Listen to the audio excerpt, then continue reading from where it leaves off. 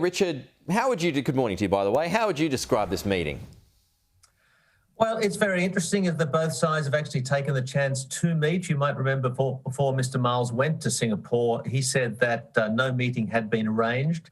But clearly, both sides, particularly China, I would say, decided that it was about time to end the standoff and get together. It's important to remember, though, that there's no change in the fundamental problems in the relationship. All that's happening now is that we're talking about them. And of course, in the case of the military, that's a good thing, because that means we might be able to avoid the kind of incidents we had in the South China Sea a few months ago that you mentioned in your report. So can it really be described as a breakthrough just yet? It's not. It's a mini breakthrough. It's, if people describe it as a thaw, this is a big ice block and it's going to take a while to melt. And there's no sense that our real differences are going to change.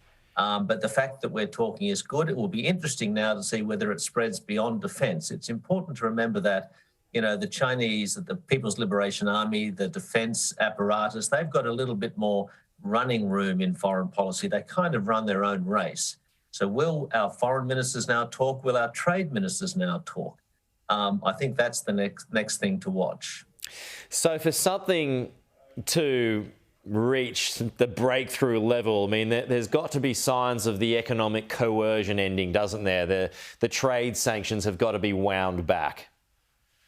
Absolutely, and it's pretty hard to see that in the short term for a number of reasons. I mean, China denies, first of all, that they are taking trade sanctions against us. Secondly, a couple of them, I think wine and barley, if I remember correctly, are now being sort of adjudicated before the World Trade Organization. So that process will probably be allowed to play out, and that could take at least a year. So we might see China sort of informally lifting the ban on some goods like coal, for example, if they needed it. But I would not hold my breath for a wholesale reversal on those issues. It's interesting how this meeting with Richard Marles has taken place, and you marry that up with some of the inflammatory language that China has issued towards the US over the weekend, still describing the US as a bully, certainly not winding anything back there. What do you make of the difference between its actions to Australia and its actions to the US? Well, it tells you how limited its actions to Australia are. We're an important US ally. We're deepening that alliance, so that's not going to change. So we're very much a part of a subset of the US-China rivalry. And you talk about the language there that the minister has used against the US. You go through the Chinese press every single day, it's even worse. So the US-China contest over multiple domains is continuing, and I think will intensify.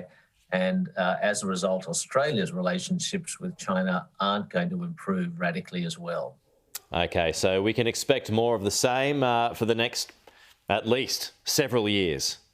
Yes, but it's good to, there's no reason we shouldn't talk to China if it's in our interest to do so and if it can relieve tensions. But we shouldn't overestimate, we shouldn't talk about a reset, because there's no going back to what it was. Good one. Okay, Richard McGregor, interesting. Thank you for your time as always. We'll talk to you soon.